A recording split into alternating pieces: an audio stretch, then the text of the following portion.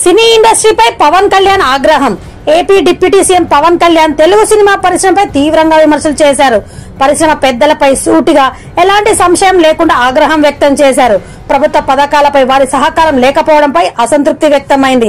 పవన్ వ్యాఖ్యల ప్రకారం సినిమా ఇండస్ట్రీకి ఏపీ నుంచే మెజారిటీ ఆదాయం వస్తోందని, అయినా ప్రభుత్వ పథకాలైన P4 కార్యక్రమంలో వారు సహకరించడం లేదని మండిపడ్డారు. సీఎం చంద్రబాబు కూడా గతంలో ఇదే విషయంలో అసంతృప్తి వ్యక్తం చేశారు. ఇటీవల జూన్ 1న సినిమా హాళ్ల బంద్ చేసే ప్రకటన వచ్చిన తరుణంలో పవన్ సినిమా హరిహర వీరమల్లు విడుదలకు సిద్ధంగా ఉండడంతో ఈ ప్రకటనపై సందేహాలు వ్యక్తమయ్యాయి. దీనిపై జనసేన మంత్రి దుర్గే స్పందించి ఎవరు ఇందుకు బాధ్యులమో కనుగొంటామని ఆయన అన్నారు. దీంతో పరిశ్రమ పెద్దలు హడావిడిగా సమావేశమై బంద్ చేయకూడదని నిర్ణయించుకున్నారు. అయినా పవన్ ఆగ్రహంతో ఇప్పుడు ఇది పరిశ్రమ పెద్దల బాధ్యతగా మారింది. ప్రభుత్వానికి సామాజిక బాధ్యతలకు ఎలా స్పందిస్తారో చూడాలని అన్నారు.